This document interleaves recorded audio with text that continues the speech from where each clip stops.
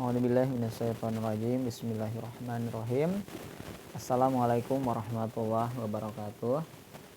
Alhamdulillah kita ketemu lagi ya.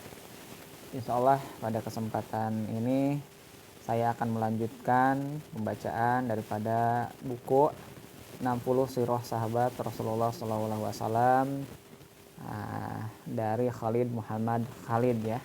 Ini bukunya, seperti ini bukunya ya. Dan penerbitnya Al-Itisham. Ini ya.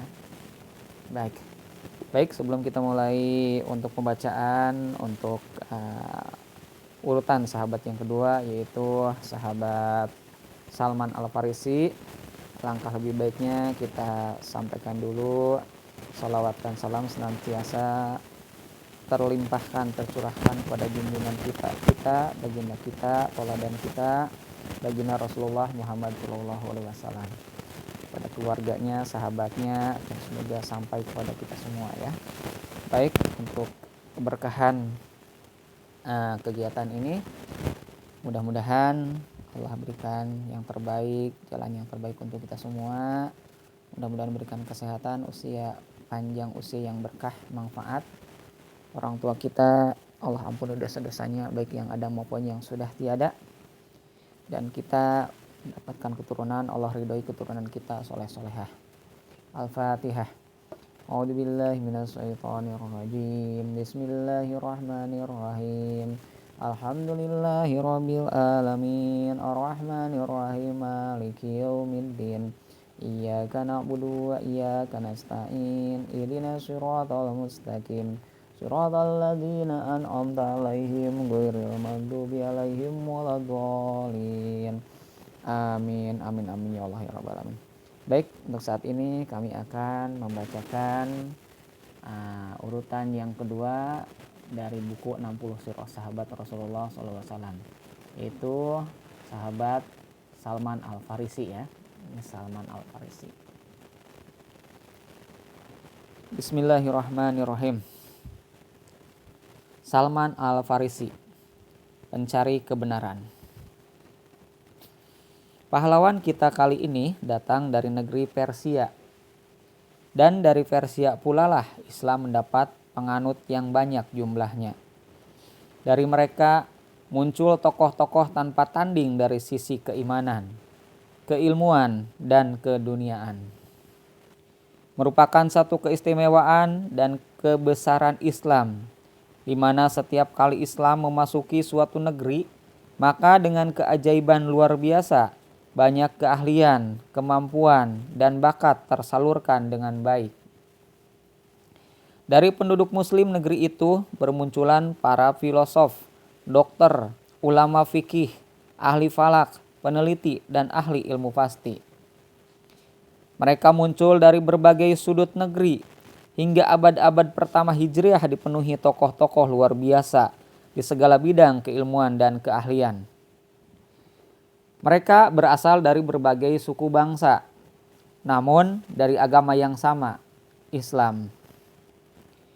Kemajuan Islam ini sejak awal telah dikabarkan oleh Rasulullah, atau lebih tepatnya telah dijanjikan oleh Allah yang Maha Besar dan Maha Mengetahui. Pada suatu hari, roda waktu diputar lebih cepat di hadapan beliau. Dengan mata kepala sendiri, beliau melihat janji-janji Islam berkibar di berbagai kota dan istana para raja. Salman Al-Farisi turut menyaksikan kejadian itu, karena ia terlibat dalam kejadian itu, yaitu saat Perang Khandaq. Pada tahun ke-5 Hijriah, rombongan pemuka Yahudi Madinah pergi ke Mekah, menghasut orang-orang musyrik dan para musuh Islam untuk bersekutu menyerang dan menghabisi agama baru ini. Siasat perang pun diatur. Pasukan Quraisy dan Ghatafan, pinggiran kota Madinah, menyerang dari luar. Sementara Bani Quraidah Yahudi menyerang dari dalam, tepat di arah belakang barisan pasukan Islam, sehingga pasukan Islam terjepit dari dua arah dan bisa dihancurkan dengan leluasa. Ketika tiba saatnya, kaum muslimin Madinah dikejutkan oleh pasukan musuh yang berjumlah besar dengan persenjataan lengkap sedang bergerak ke arah Madinah. Kaum muslimin panik dan hampir kehilangan akal sehat mereka. Al-Quran menggambarkan, ketika mereka datang kepada kalian dari atas dan dari bawah kalian, ketika penglihatan kalian tidak terpusat, ketika hati kalian menyesak sampai ke tenggorokan, dan kalian menyangka kepada Allah dengan bermacam-macam prasangka. Al-Ahzab ayat 10. 24.000 orang tentara di bawah pimpinan Abu Sufyan dan Uyainah bin Hisn bergerak ke arah Madinah. Tujuan mereka hanya satu, menghabisi Muhammad, para pengikutnya dan agama Islam. Pasukan ini tidak hanya terdiri dari orang-orang Quraisy, tetapi juga dari kabilah-kabilah yang menganggap Islam sebagai lawan yang membahayakan mereka. Penyerangan ini adalah upaya terakhir dan menentukan dari para musuh Islam dengan segala komponennya. Kaum muslimin menyadari kondisi gawat ini. Dengan sigap, Rasulullah mengumpulkan kaum muslimin untuk bermusyawarah. Mereka sepakat untuk berperang dan mempertahankan agama dan kota mereka. Namun, bagaimana caranya?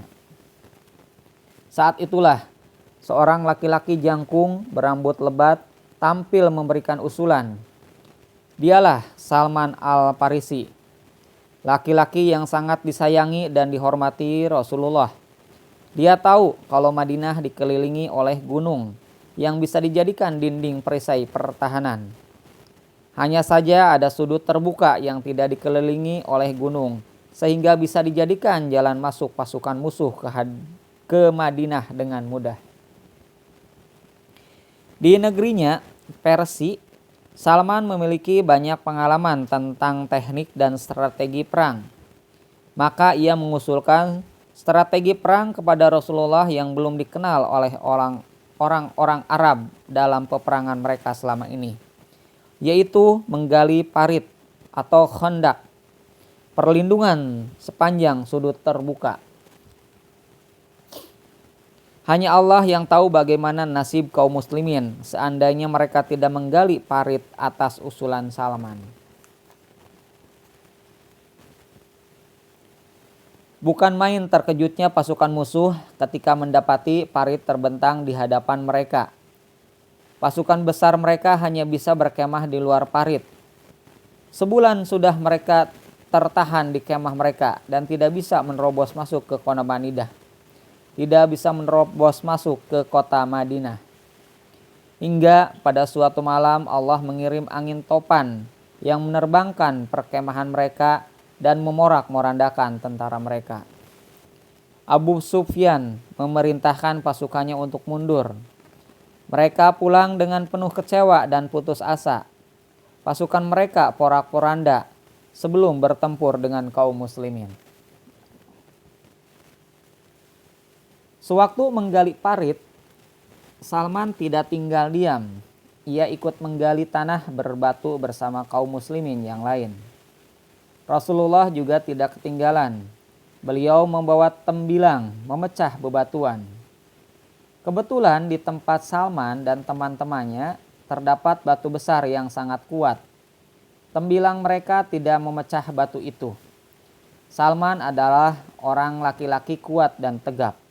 Sekali ayun, batu besar pun bisa pecah kecil-kecil.